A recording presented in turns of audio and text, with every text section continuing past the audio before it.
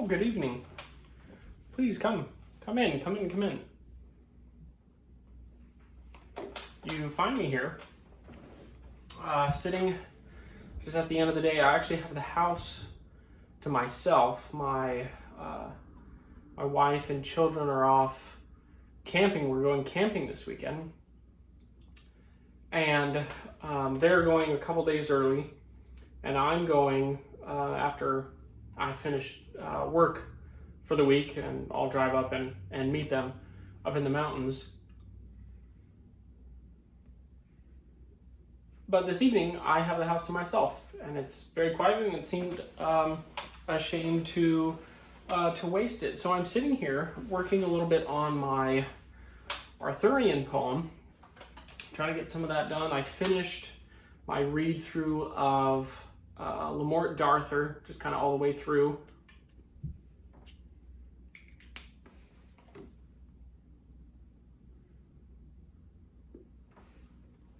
And now I'm going back and doing research and trying to find the right places and references that I'll use in my poem. So I'm sitting here doing that, just kind of working on this. I'm using this Parker Jotter fountain pen. It is pretty nice. It's a lot of fun to write with. I've been a big writer for quite a long time, so I never had a journal.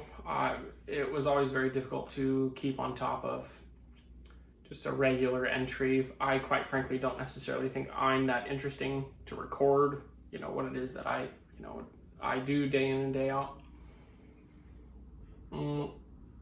So I've almost never journaled, but I've kept a notebook often of if I'm working on, like this, since I've gotten into poetry, if I'm working on a little poem or something like that, I'll write.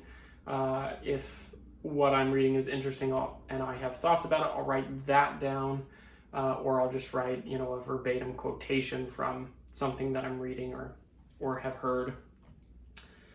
So I use it for that, but you can see how very quickly it gets messy. So,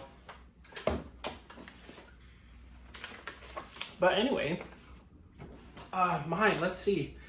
It's been about 2 weeks since you stopped by last time. I'm trying to think of what's new. I did have something very interesting. I had never heard this before, but I was just exposed to it about a week ago, and I have thought about it since. Not necessarily anything profound. But I think I might share it with you. You may have heard this, but I had the pleasure of hearing this for the first time again about a week ago. And it's Chesterton's essay on cheese. I think it's literally titled Cheese, again by G.K. Chesterton. And it's very short. I have it printed out here because I'd like to record it in some fashion myself.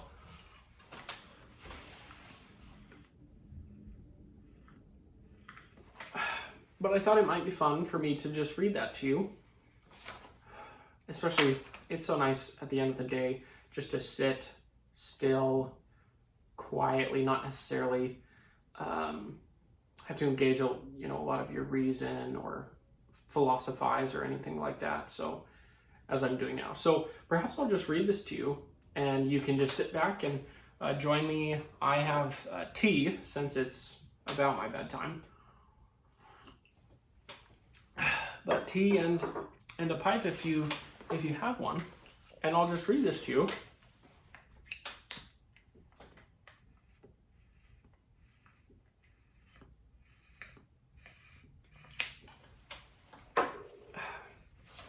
So again, this is G.K. Chesterton, his essay Cheese.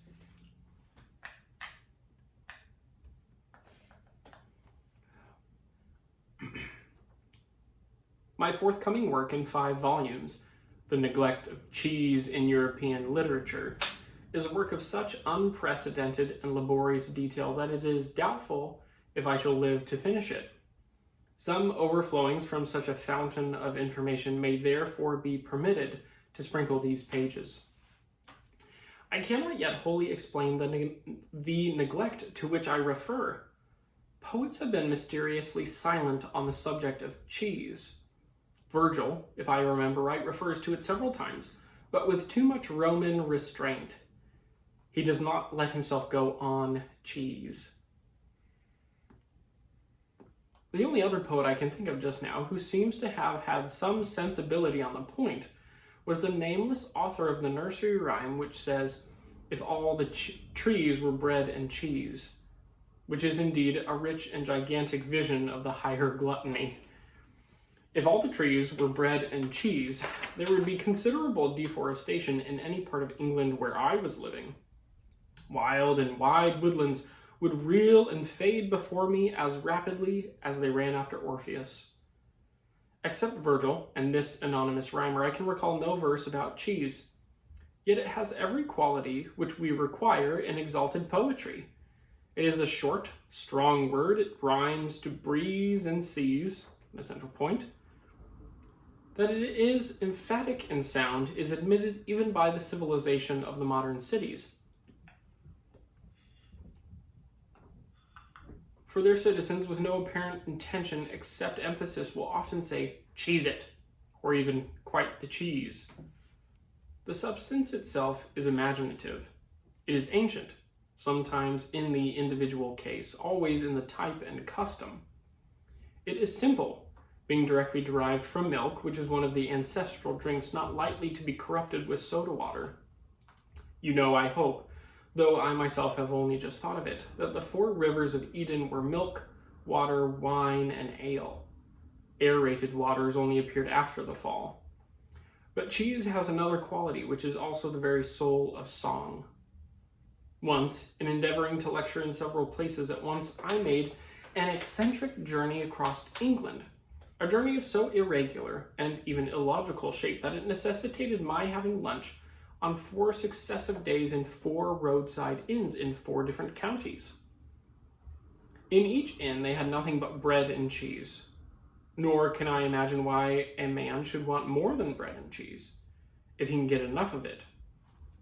In each inn the cheese was good, and in each inn it was different. There was a noble Wensleydale cheese in Yorkshire, a Cheshire cheese in Cheshire, and so on. Now it is just here that true poetic civilization differs from that paltry and mechanical civilization which holds us all in bondage. Bad customs are universal and rigid, like modern militarism. Good customs are universal and varied, like native chivalry and self-defense. Both the good and bad civilization cover us as with a canopy and protect us from all that is outside. But a good civilization spreads over us freely like a tree, varying and yielding because it is alive. A bad civilization stands up and sticks out above us like an umbrella, artificial, mathematical in shape. Not merely universal, but uniform. So it is with the contrast between the substances that vary and the substances that are the same wherever they penetrate. By a wise doom of heaven, men were commanded to eat cheese, but not the same cheese. Being really universal, it varies from valley to valley. But if, let us say, we compare cheese with soap, that vastly inferior substance, we shall see that soap tends more and more to be merely Smith's soaps or brown soaps, sent automatically all over the world. If the Red Indians have soap, it is Smith's soap. If the Grand Lama has soap, it is Brown's soap. There is nothing subtle.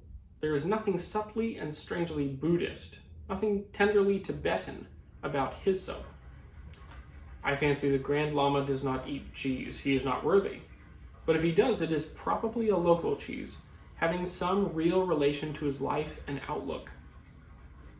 Safety matches, tinned foods, patent medicines are sent all over the world, but they are not produced all over the world.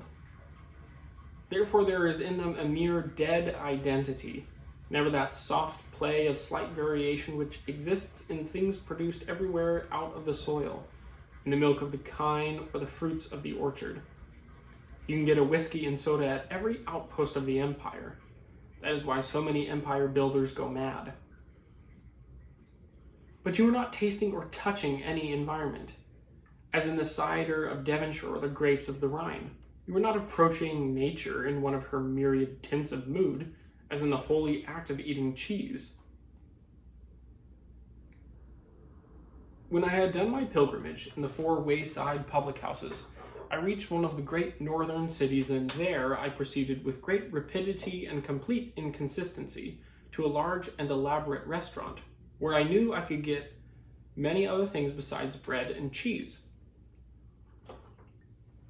I could get that also, however, or at least I expected to get it, but I was sharply reminded that I had entered Babylon and left England behind.